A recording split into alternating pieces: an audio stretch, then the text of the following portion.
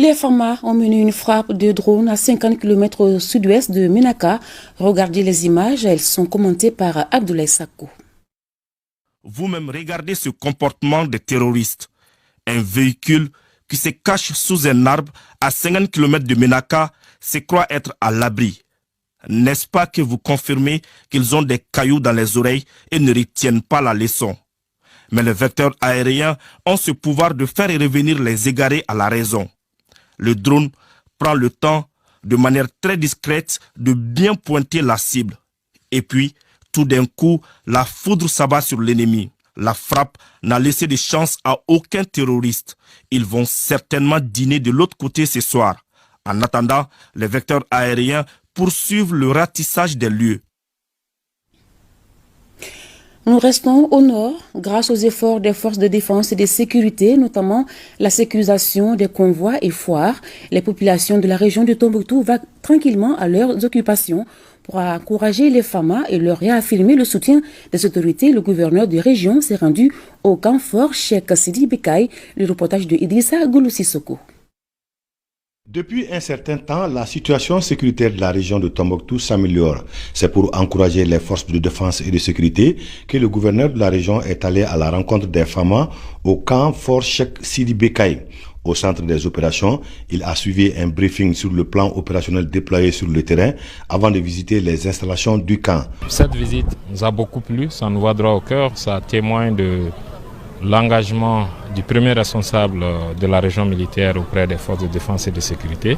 Ça témoigne aussi de l'intérêt qu'il a pour les opérations militaires au niveau du secteur 3. Nous profitons aussi de ce micro pour souhaiter une bonne heureuse année à tous les militaires qui sont pour certains loin de leur famille et souhaiter un repos éternel à ceux-là qui ont perdu la vie et souhaiter prompt rétablissement aux blessés.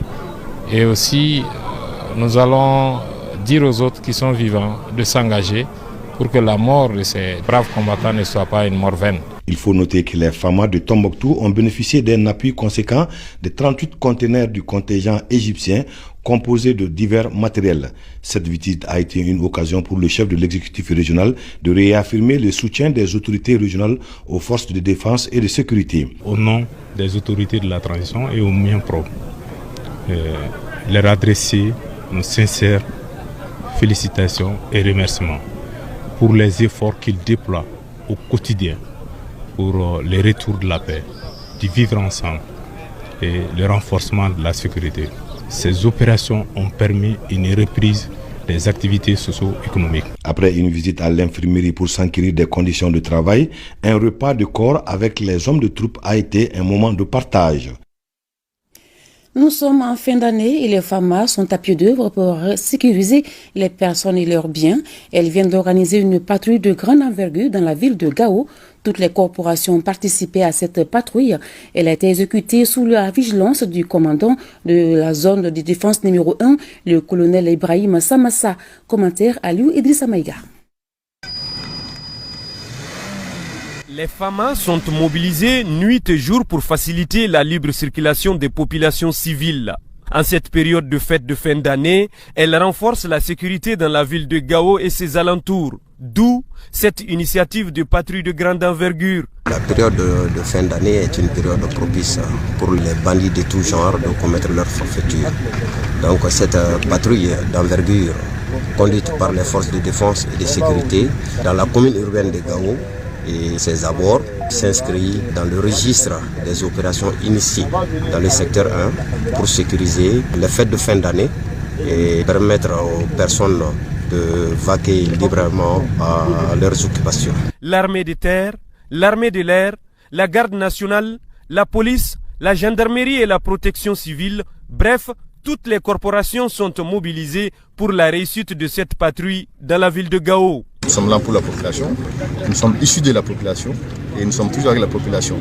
Et par conséquent, nous demandons de l'aide à partir de cette population également. Si elle voit des choses qui ne passent pas ou des menaces, elle peut venir nous appuyer en nous donnant des informations là-dessus. Parce que les forces de sécurité et de défense ou de toute autre force on ne peut pas travailler sans la population.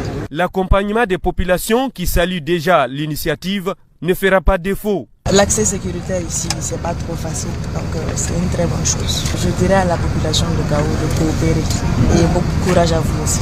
Les forces de défense et de sécurité comptent multiplier les actions de ce genre dans la ville pour mieux sécuriser les populations.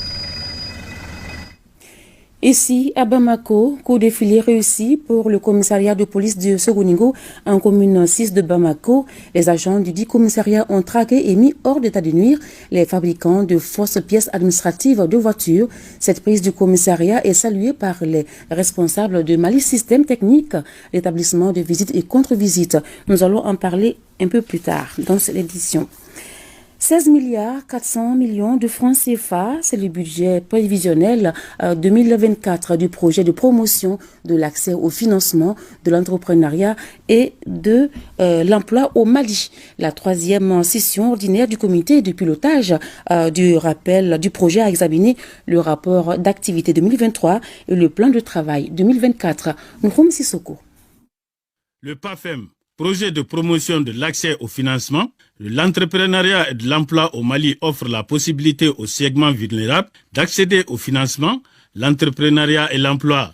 Dans sa mise en œuvre, des avancées significatives sont enregistrées grâce aux efforts de l'unité d'exécution du projet et de ses partenaires. Il s'agit de la tenue d'un atelier national d'information et de sensibilisation des parties prenantes, l'organisation d'une étude diagnostique sur la dématérialisation des prestations et de la digitalisation des paiements de l'INPS et de la CMSS, leur dotation en matériel informatique et de connexion VSAT, l'appui et la mise en place des nouveaux systèmes de supervision de la cellule de contrôle et de surveillance des systèmes financiers décentralisés. Et ce n'est pas tout.